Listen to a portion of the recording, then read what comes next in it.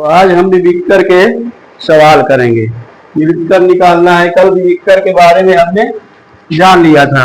विविक्तर discriminant D बराबर क्या बताए थे, बी स्क्वायर माइनस 4ac। इसके बारे में कल हमने चर्चा की। इसकी 3 कंडीशन बताई थी। पहली कंडीशन थी डी बराबर 0 आ जाए, डी बराबर 0 के आ जाए तो मूल वास्तविक तथा समान होंगे। दूसरी कंडीशन बताई थी यदि डी का मान 0 से बड़ा आ जाए तो मूल वास्तविक तथा भिन्न भिन्न होंगे। तो तीसरी कंडीशन बताई थी यदि डी का मान 0 से छोटा आ जाए तो मूल कैसे होंगे, काल्पनिक। कल हम इसकी चर्चा कर चुके हैं। अब इस एक्सरसाइज से 3 सवाल बनेंगे, 3 प्रकार के। पहला सवाल बनेगा विविक्तर निकालना, ठीक है। दूसरा सवाल बनेगा मूलों की प्रकृति बताना, ठीक है।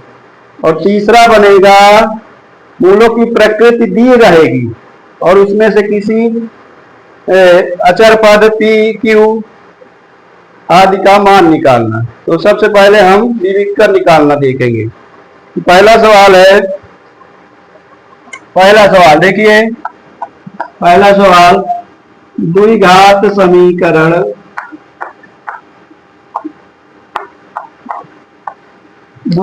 समीकरण x square minus 4x plus 2 कल में 0। इसका क्या निकालना है, इसका विविक्तर निकालना है। विविक्तर को निकालने के लिए हम द्विघात समीकरण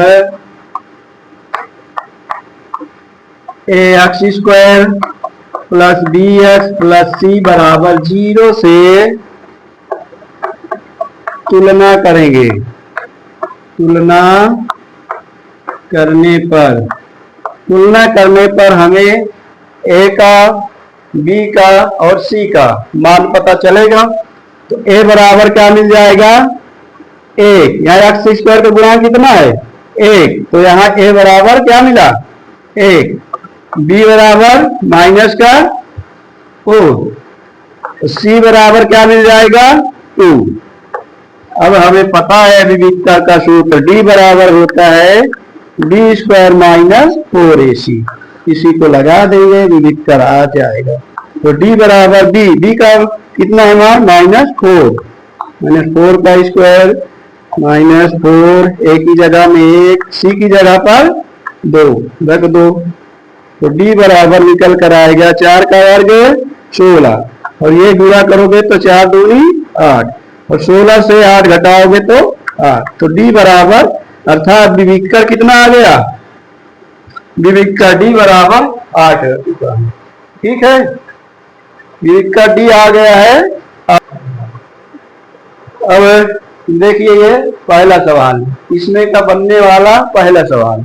अब दूसरा सवाल किस प्रकार से बनेगा, दूसरे सवाल में मूलों की प्रकृति बताना है। विविक्तर निकालने के बाद हमें निकालना है मूलों की प्रकृति।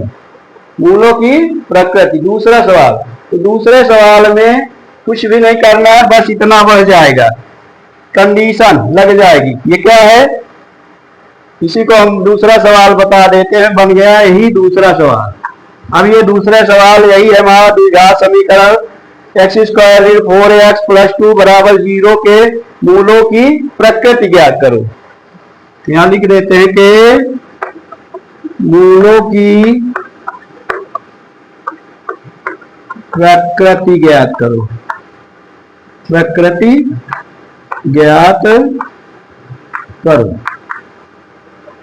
तो ये दूसरा सवाल बन गया। दूसरे सवाल में भी हमें विविक्तर निकालना ही है। इसी प्रकार से विविक्तर निकाल लेंगे। विविक्तर निकालने के बाद हमने कल जो कंडीशन बताई थी 3, उसमें से चेक करना है डी का मान कितना है, 8, जो कि क्या है, डी का मान आया 8, जो कि 0 से बड़ा है। तो 0 से बड़ा होने के लिए कल हमने बताया था अगर डी ग्रेटर देन 0 तो क्या होते हैं, मूल वास्तविक तथा असमान है, अर्थात भिन्न भिन्न असमान होंगे। ठीक है, तो d 0 से बड़ा है तो इसके मूल क्या होंगे? वास्तविक तथा असमान, क्योंकि इतना बराबर इतना, इसलिए इस समीकरण के भी मूल यही होंगे। ठीक है, इसके दो सवाल बन चुके हैं। तो तीसरा सवाल यह बनता है, तीसरा सवाल इसी में बन जाएगा, मूलों की प्रकृति दी रहेगी, मूलों की प्रकृति दिया रहेगा। पहला सवाल हमने विविधता निकाल लिया, दूसरा सवाल इसमें निकाल लिया मूलों की प्रकृति। मूलों की प्रकृति कैसे निकाली? हमें डी के कल 3 मान बताए थे, उन्हीं मानों के आधार पर हम निकालेंगे। डी का मान 0 से बड़ा आया, डी का मान 0 से बड़ा आया तो मूल क्या है? वास्तविक तथा असमान। अगर डी बराबर 0 होगा तब क्या होगा? मूल वास्तविक तथा समान। यदि डी का मान 0 से छोटा आता तब क्या होता? काल्पनिक होते। ठीक है, अब इसमें मूलों की प्रकृति दी रहेगी तीसरे सवाल में। तीसरा सवाल देखेंगे हम, तीसरा सवाल इसमें किस प्रकार से बन सकता है? एक द्विघात समीकरण दिया रहेगा, वो किस प्रकार से? चलो इसको हटा देते हैं।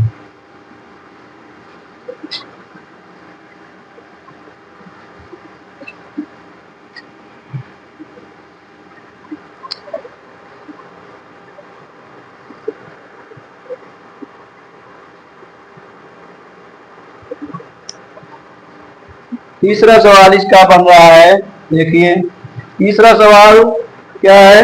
2x² प्लस kx द्विघात समीकरण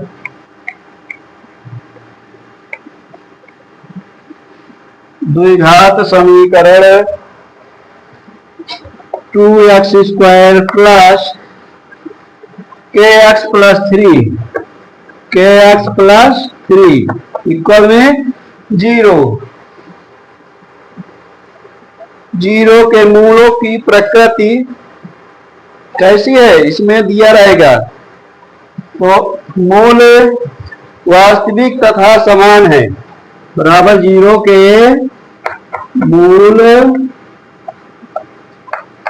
वास्तविक तथा समान है,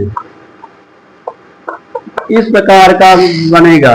तब के का मान ज्ञात करना है। ठीक है, पहला सवाल बना व्युत्पन्न निकालना, दूसरा मूलों की प्रकृति ज्ञात करना, तीसरा मूलों की प्रकृति दी है, मूल वास्तविक तथा समान। किसी किसी प्रश्न में बराबर ही लिखा रहता है, मूल वास्तविक तथा बराबर है। तो मूल वास्तविक तथा समान कहां पर होता है देखते हैं। तो इससे हम तुलना करेंगे। उसी प्रकार हम द्विघात समीकरण ax² plus bx plus c equal में 0। a बराबर हमारा क्या मिला? 2, b बराबर k, c बराबर 3। ठीक है, यहां तक समझ में आया। तो अब मूल वास्तविक कब होते हैं? कब होता है? d बराबर 0 होने पर हमारे मूल क्या होते हैं? वास्तविक तथा समान। तो d बराबर क्या है? b² माइनस 4ac बराबर किसके? 0 के। ठीक है, d²। तो b बराबर रखो वैल्यू यहाँ पर, b का मान आ गया k² माइनस 4, a का मान 2, c का मान 3 बराबर 0। और कर लो इसको, k का k², 4 दूनी 8, 8 3 का कितना? 24 बराबर 0। इसको उठाकर उधर ले जाओ तो k² बराबर 24। तो अब k बराबर क्या निकलेगा? k बराबर आ जाएगा अंडर रूट का 24 निकालना है ना, तो k बराबर 24 का वर्गमूल 4 सम 24, 4 का वर्गमूल 2 और 6 का तो नहीं निकल पाएगा, तो प्लस माइनस 2। जब भी वर्गमूल निकालते हैं तो हम प्लस और माइनस लगाते हैं, क्योंकि प्लस में भी होता है उत्तर और माइनस में। तो के बराबर हमारा मिल चुका है प्लस माइनस का 2√6। ठीक है, तो इस प्रकार से इस एक्सरसाइज के 3 सवाल कंप्लीट हुए। इन 3 सवालों के अलावा इसमें कोई भी एक्स्ट्रा प्रश्न नहीं है, इसी में से कोई एक सवाल जरूर बोर्ड पेपर में पूछा जाएगा। ठीक है।